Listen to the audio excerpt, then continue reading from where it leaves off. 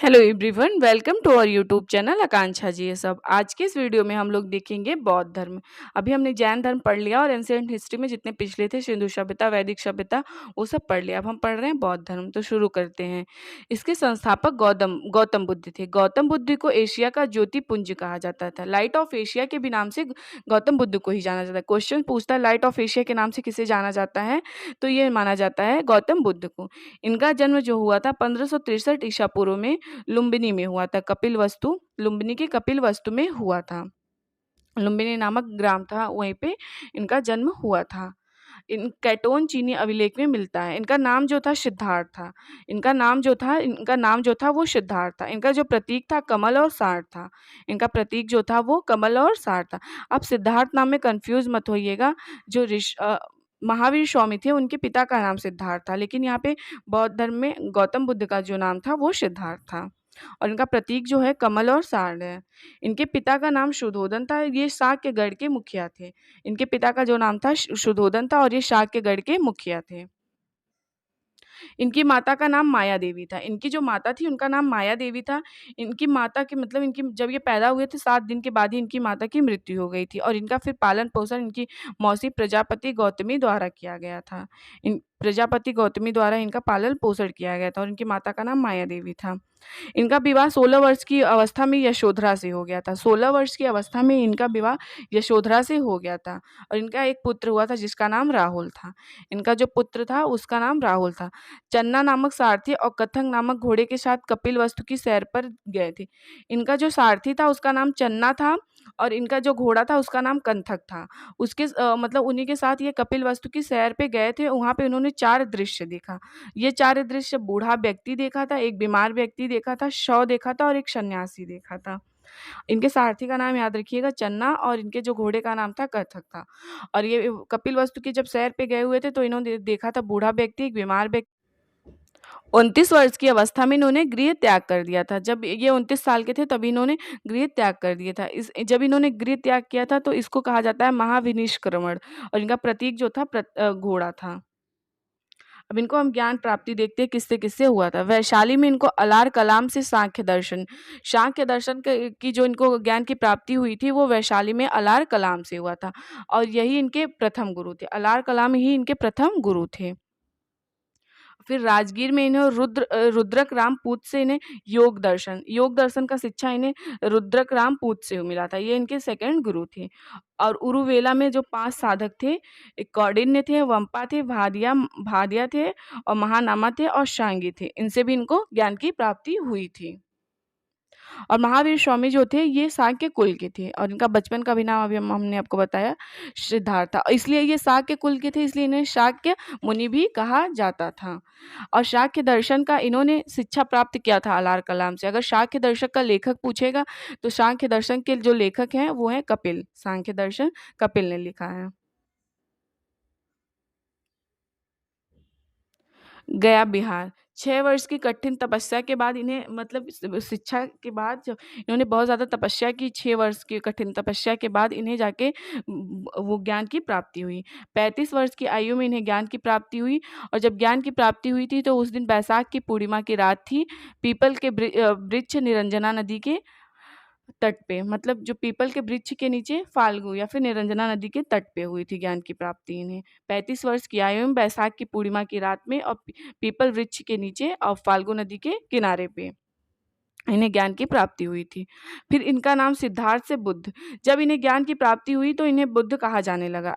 स्थान इनको बोध गया में ज्ञान की प्राप्ति हुई थी, बिहार में बोध गया में। और इनका प्रतीक जो था पीपल, बोधि वृक्ष, इसको बोधि वृक्ष कहा जाता है। इन्होंने अपना प्रथम उपदेश कहाँ पे दिया था, तो ऋषिपत्नम सारनाथ, मतलब इन्होंने सारनाथ में अपना प्रथम उपदेश दिया था।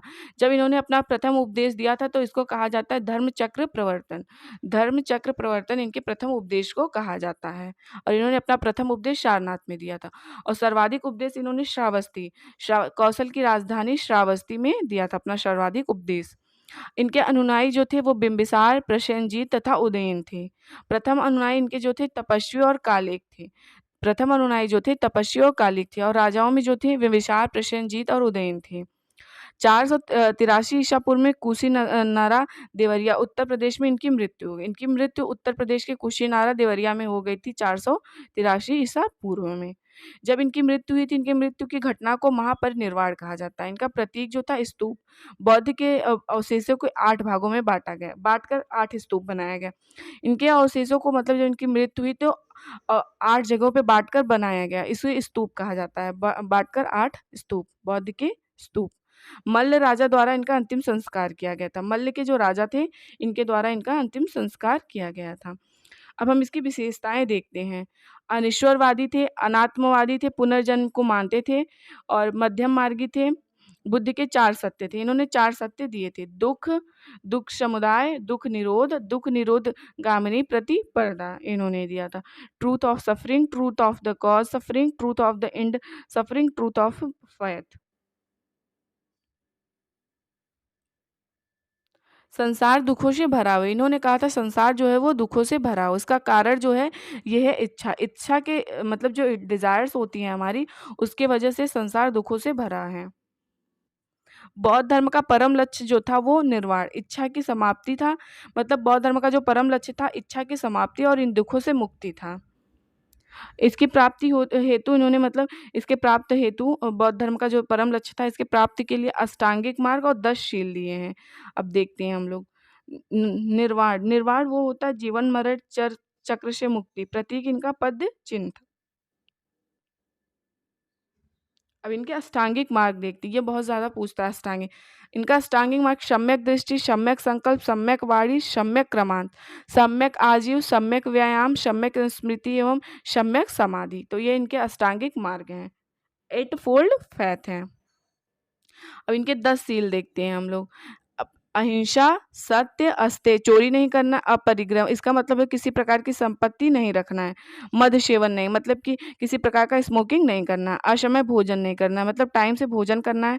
सुखप्रद बिस्तर पर नहीं सोना है, मतलब अच्छे बेड या बिस्तर पे नहीं सोना है। धन संचय नहीं करना, पैसे को नहीं बचाना है। स्त्रियों से दूर रहना है और नृत्य गान आदि से दूर रहना है। नृत्य गान वगैरह से दूर रहना है। इनके अन्य तथ्य जो हैं, बौद्ध धर्म के त्रिरत्न। बौद्ध धर्म के जो त्रिरत्न हैं, बुद्ध, धम्म, संघ। इसको याद रखिएगा, बुद्ध, धम्म, संघ इनके त्रिरत्न हैं। संघ में प्रवेश की जो उम्र होती थी वो 15 वर्ष होती थी। उपसंपदा प्रवेश संस्कार था। उपसंपदा के द्वारा इनका प्रवेश संस्कार किया जाता था और प्रवेश की आयु जो थी वो 15 वर्ष थी संघ में। इसके जो भिक्षुक थे वो मतलब भिक्षुक को जो होते थे वो सन्यासी होते थे। उपासक जो होते थे वो गृहस्थ, मतलब हाउस वगैरह अपना घर-वर भी सँभालते थे, वो उपासक होते थे। लेकिन जो भिक्षुक होते थे वो सन्यासी होते थे।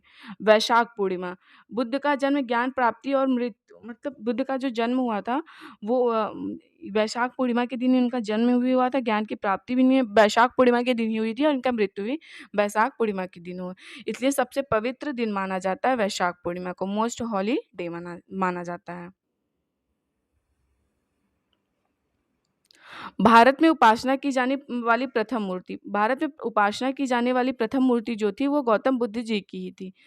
प्रथम मूर्ति मथुरा में थी और सर्वाधिक इनकी जो मूर्ति थी गांधार कला में थी। बुद्ध के अन्य नाम जो थे शाक्य मुनि, अभी हमने आपको बताया शाक्य मुनि के नाम से जाना जाता है क्योंकि ये शाक्य कुल के थे। मैत्रेय थे और मैत्रेय भी इनको जाना जाता था। तिब्बत, भूटान, पड़ोसी देशों में बौद्ध धर्म का प्रचार पदसंभव गुरु ऋण 5 ने किया था। इनका संबंध बौद्ध धर्म के वज्रयान शाखा से था। इनकी 123 फीट ऊंची मूर्ति हिमाचल प्रदेश के रेवाड़सर झील में है। इनकी 123 फीट ऊंची मूर्ति हिमाचल प्रदेश के रेवाड़सर झील में स्थित है। अब हम बौद्ध धर्म की संगीतियाँ देखते हैं। ये बहुत ज़्यादा इंपॉर्टेंट है बौद्ध धर्म की संगीतियाँ। प्रथम बौद्ध संगीति 483 ईसा पूर्व में राजगृह में हुआ था और इसके अध्यक्ष महाकश्यप थे और उस टाइम पे शासन चल रहा था अजात शत्रु का। द्वितीय बौद्ध संगीति 383 ईसा पूर्व में यह स्थान था वैशाली और अध्यक्ष जो थे शाबा कामी और ये हुआ था काला शोक के कारण काम में काला शोक के कार्यकाल में। तृतीय बौद्ध संगीति जो थी वो 255 ईसा पूर्व में हुआ था। स्थान जो था पाटलिपुत्र में था और इसके अध्यक्ष थे मोगलीपुत्र तिष्य और ये हुआ था अशोक के शासनकाल में। चतुर्थ बौद्ध संगीति ये ईसा पूर्व की प्रथम ईसा मतलब ईसा पूर्व स्टार्ट ईसा की प्रथम शताब्दी स्टार्ट हो गई थी और ईसा पूर्व मतलब समाप्त हो गया था। ये कुंडल वन में हुआ था और इसके जो अध्यक्ष थे वसुमित्र और अश्वघोष थे और मतलब ये शासनकाल कनिष्क का था। अजातशत्रु के भी शासनकाल में हुआ, कालाशोक के शासनकाल में, अशोक के और कनिष्क के काल में बौद्ध संगीति हुई थी। और प्रथम बौद्ध संगीति जो हुई 483 ईसा पूर्व में हुई थी, राजगृह में उसके अध्यक्ष महाकश्यप थे। द्वितीय जो थी 383 ईसा पूर्व में हुई थी, वैशाली में हुई थी, इसके अध्यक्ष साबा कामी थी। तृतीय बौद्ध संगीति 255 ईसा पूर्व में हुई थी, ये पाटलिपुत्र में हुई थी। और चतुर्थ जो बौद्ध संगीति जो हुई थी, ये ईसा पूर्व मतलब ईसा पूर्व स्टार्ट हो गया था, कुंडल वन में हुई थी और इसके अध्यक्ष जो थे वसुमित्र और अश्वघोष थे। चतुर्थ बौद्ध संगीति के बाद बौद्ध धर्म दो हीनयान मतलब कि दो भागों में बट गया था। बौद्ध धर्म जो था चतुर्थ संगीति के बाद दो धर्म में बट गया था, भागों में, हीनयान और महायान में विभाजित हो गया था। कुछ और भी इम्पोर्टेंट देखते हैं जो क्वेश्चंस आते हैं, मतलब रिपीटेड क्वेश्चन है। उन्होंने अपना उपदेश जो दिया था वो पाली भाषा में इन्होंने अपना उपदेश दिया था और सबसे ज़्यादा इन्होंने अपना टाइम श्रावस्ती में ही बिताया था। इनके सबसे प्रिय शिष्य का नाम जो था, इनके जो सबसे प्रिय शिष्य थे उनका नाम आनंद था। बौद्ध धर्म में शामिल होने वाली पहली महिला जो थी प्रजापति गौतमी थी। बौद्ध धर्म को में शामिल होने वाली सबसे पहली महिला जो थी प्रजापति गौतमी थी। और दूसरी महिला जो थी हाजीपुर की आम्रपाली थी। जो दूसरी महिला थी हाजीपुर की आम्रपाली थी, ये एक मतलब कि डांस वगैरह करती थी, डांसर थी। और वसुमित्र जो थे वो कनिष्क के दरबारी थे। अभी मैंने आपको बताया चौथा जो वो था बौद्ध संगीति वसुमित्र और अश्वघोष के अध्यक्षता में हुई थी। अब हम लोग देखते हैं इसके बारे में थोड़ा और इम्पोर्टेंट। जब वो अपनी माँ के पेट में थे तब हाथी मतलब उनका चिन्ह जो था अब हाथी था। जब जन्म लेने के बाद उनका जो चिन्ह था वो था कमल। और युवावस्था में उनका सार था। घर छोड़ने का चिन्ह जो था वो घोड़ा था। घर छोड़ने का को क्या कहते हैं, महाविनिष्क्रमण, अभी हमने आपको बताया है। और जब उन्होंने अपना प्रथम उपदेश दिया था उसको धर्म चक्र प्रवर्तन कहा था। और इनकी जब मृत्यु हो गई थी उसको कहा गया था महापरिनिर्वाण। और इन्होंने मतलब मोक्ष प्राप्ति को निर्वाण कहा है।